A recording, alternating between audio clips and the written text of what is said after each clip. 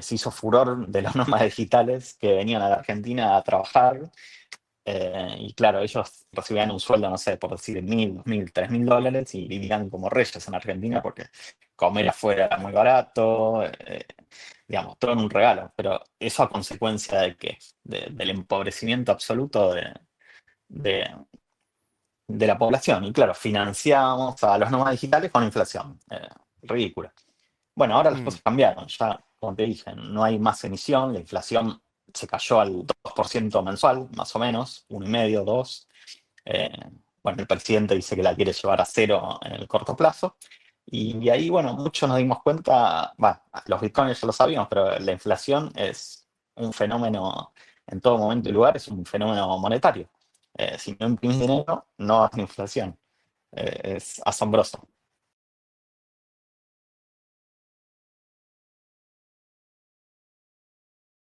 Bienvenidos a otro episodio de Bitfinex Talks. Soy Ricardo Martínez y tengo el placer de estar aquí hoy con Jerónimo Ferrer, que es parte del equipo de Business Development aquí en Bitfinex. Jero, ¿qué tal? ¿Cómo estás?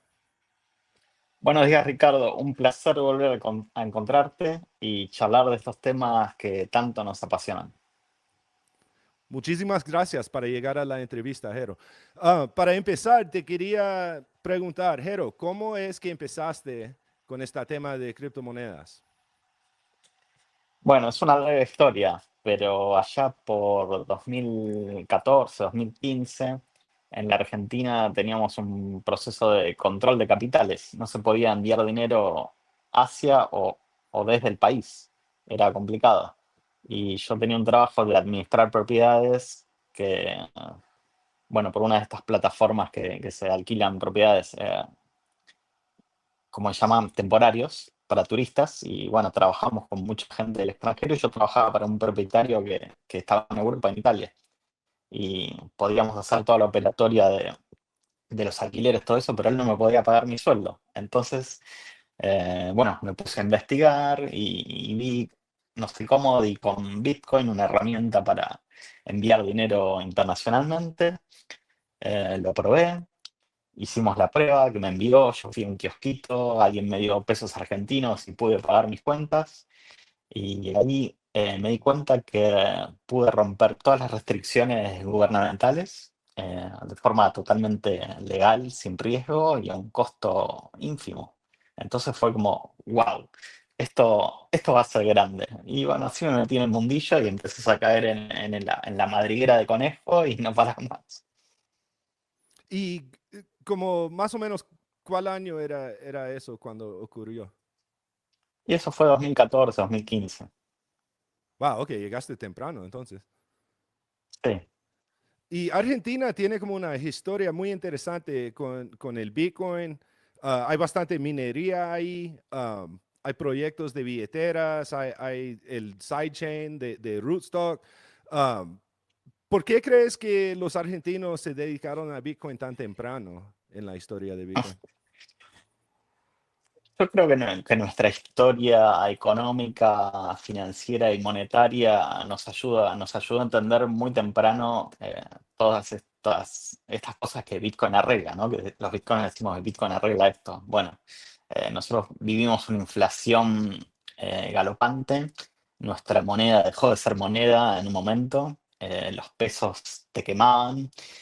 Como te decía, había controles para enviar dinero, recibir dinero, importaciones, todo el Estado completamente metido en la vida de las personas. Entonces, eso nos hizo comprender que, bueno, una emisión fija de dinero, wow, eso puede funcionar. Y bueno, a partir de ahí, yo creo que mucha gente usó la herramienta como para protegerse, an- más que nada de la inflación. Y bueno, después para poder enviar dinero a familiares o recibir dinero de familiares. Y así fue como se fue corriendo la bola, que decimos acá. Se hizo una comunidad muy grande y bueno, nacieron todos estos proyectos de billeteras, de Rustock, que tiene una propuesta muy interesante también. Bueno, que ellos tienen una moneda, digamos, un dólar respaldado por Bitcoin. Wow. Entonces, para la gente que no viven en Argentina, ¿puedes explicar cómo era la situación económica? Como yo lo entiendo, en los últimos 100 años han habido como 9 diferentes crisis de monedas ahí en Argentina. Entonces, tú viviste como el más recién. ¿Puedes explicar cómo era la situación? Sí, mira, yo viví dos confiscaciones de mis ahorros, digamos. Una fue en el año 2001, donde teníamos una economía que estaba dolarizada, entre comillas, porque, bueno, por ley nuestro peso estaba 1 a 1 con el dólar, porque se suponía que había esa cantidad de reservas en el Banco Central. Bueno, sorpresa, no la sabía, y un momento los pesos eran solo papelitos de colores que estaban en la calle y bueno, no había más dólares para la gente. Entonces ahí decidieron cerrar el sistema financiero y nadie podía retirar dólares. Esa fue mi primera confiscación. La segunda confiscación fue allá por el año 2008, donde el gobierno confiscó nuestras jubilaciones privadas. Nosotros teníamos un programa de retiro privado regulado por el Estado, ¿no? Pero el gobierno encontró una gran cantidad de dinero ahí y necesitaba financiarse y bueno, decidió confiscarlas, la jubilación privada para ahora que sea estatal. O sea, antes Cuando yo tú tenía dices mi eso dinero, es quitar la plata de la cuenta de banco de uno, sí, ¿o cómo? yo Sí. tenía mi dinero en una cuenta de jubilación privada y ahora pasó a ser una promesa del Estado que en algún momento me darán algo. Bueno, esas fueron dos confiscaciones ya de quitar el dinero tuyo. Y la otra confiscación constante era la inflación. O sea, tuvimos una inflación del 200% anual en estos últimos eh, 10 años. El proceso de destrucción de la moneda y destrucción del patrimonio de los argentinos fue grandísimo. Bueno, ahora tenemos un cambio de política monetaria, las cosas cambiaron, ya no hay más emisión de pesos, la inflación se paró, pero bueno, se está arreglando todo, precios relativos, los servicios, todo se está acomodando nuevamente.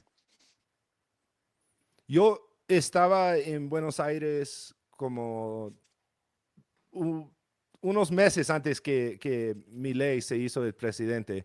Y cuando yo estaba ahí, nosotros nos vimos en el Meetup, pero ah, en esa época todavía estaban en crisis y la economía estaba muy mal. ¿Se ha mejorado, ah, en tu opinión, como la situación?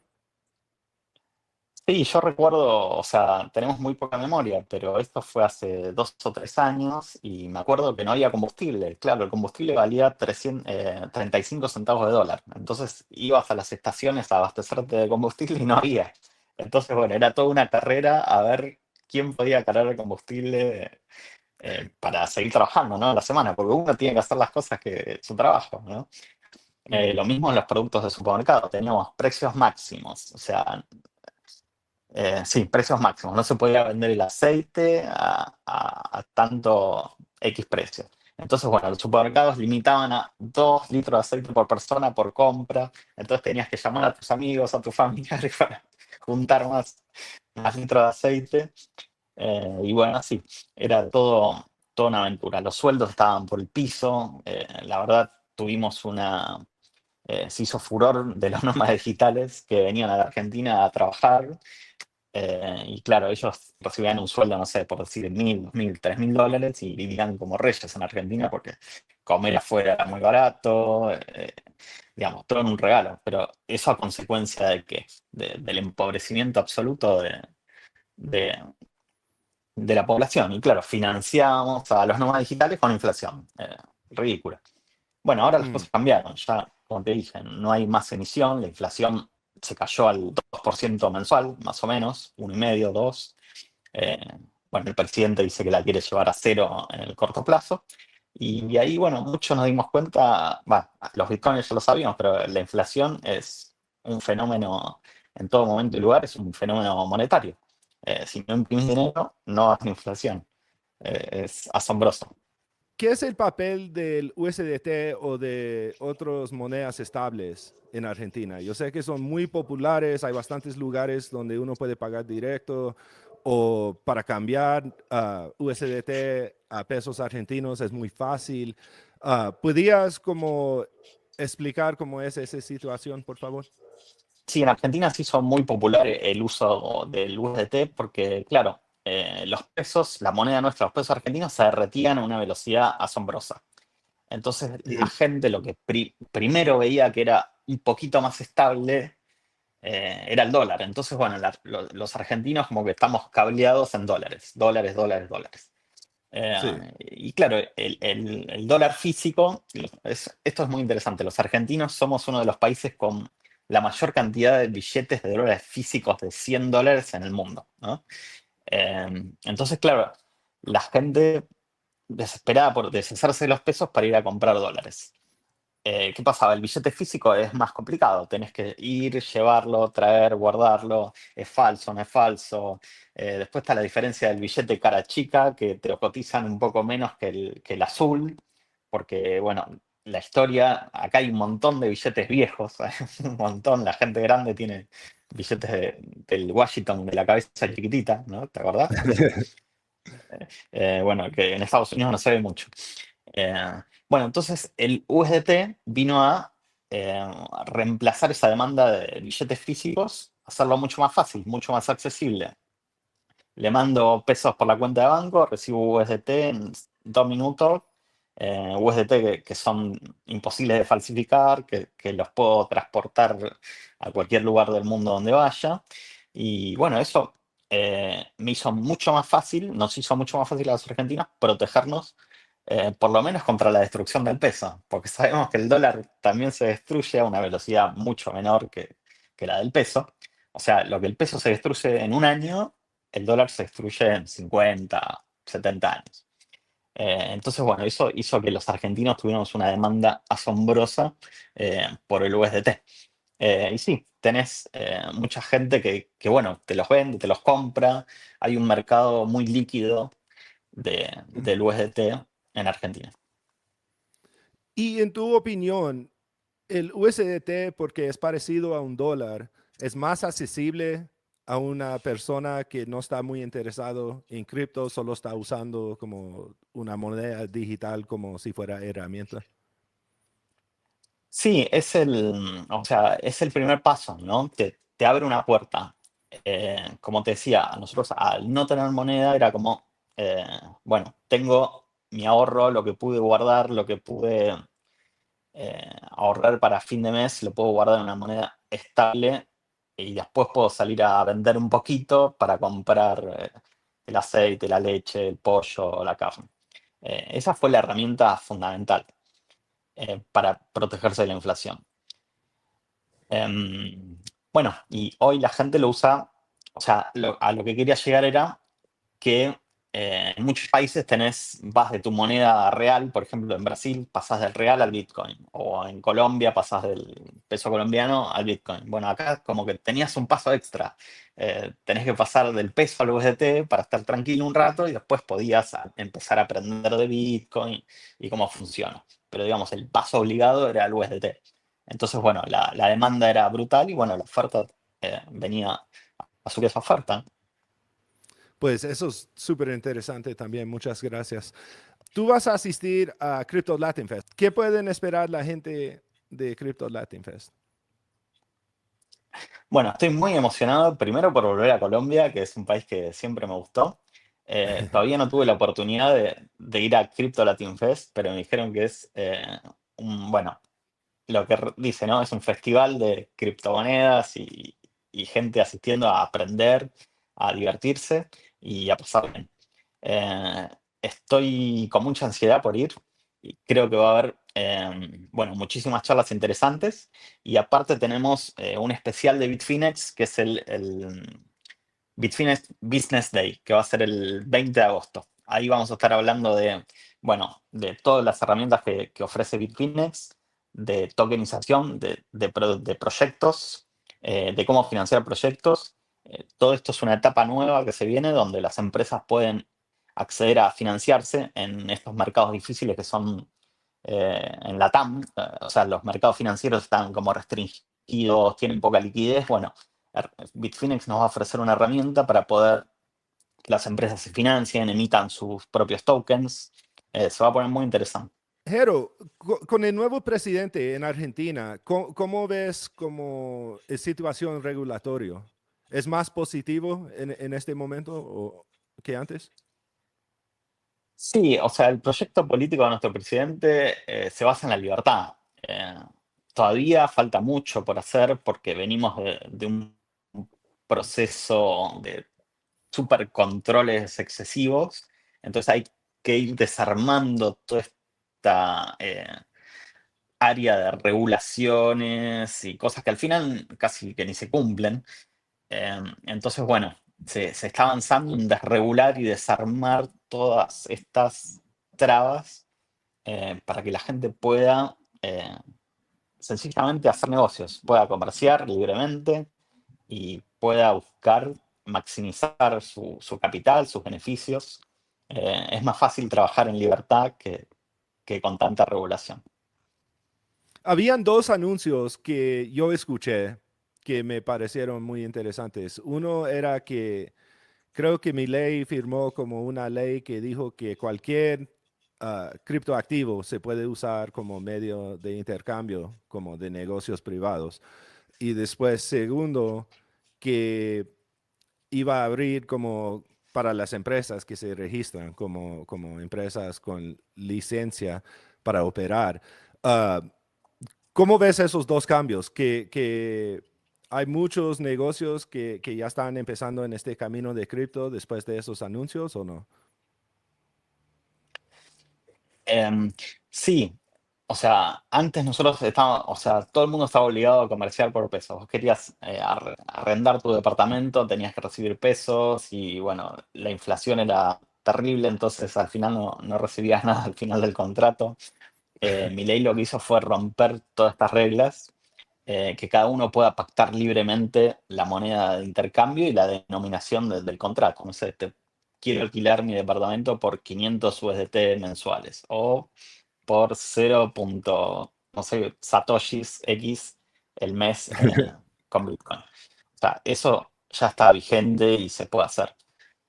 Em, y bueno, lo otro sí, hubo una regulación de donde los proveedores de servicios digitales, o sea, que serían estos exchanges, en este caso Bitfinex, puede registrarse en Argentina y bueno, estar regulado bajo el marco de operatorio del gobierno, ¿no? Eso va a brindar más innovación, más seguridad para todos y se va a poner más interesante. ¿Y cómo ves el interés institucional en Argentina para criptoactivos?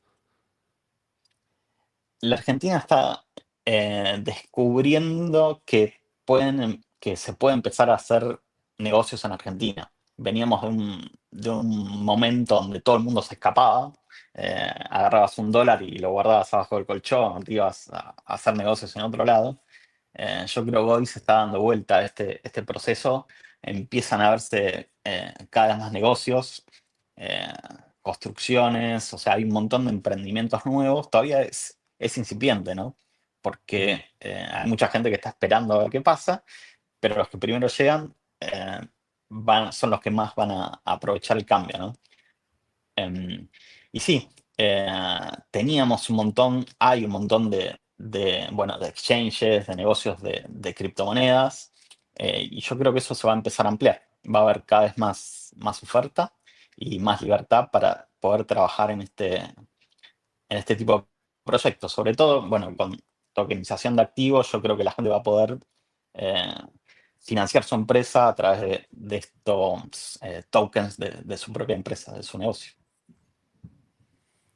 Y como ustedes están al lado de Brasil, que es otro mercado súper grande de criptomonedas y de Bitcoin, um, ¿hay como intercambio entre los dos mercados, como el mercado argentino y el mercado brasileño? Sí, bueno, es una muy buena pregunta. Brasil tiene este sistema de pagos que se llama Pix, que es un sistema que funciona para todos sus bancos. Ujú. Creo que en Brasil son 200 millones de habitantes, que no sé, deben tener cuenta bancaria a 180 millones. Todos tienen Pix. Entonces, ya se puede interactuar para el intercambio entre Pix y USDT o Bitcoin. los argentinos eh, descubrieron que pueden ir a Brasil de vacaciones de verano y pagar con Pix, porque, bueno, Bitfinex tiene integrado para pagar con Pix. Ujú. Entonces, te ibas de vacaciones, pagabas tu cabaña, tu comida, todo con Pix.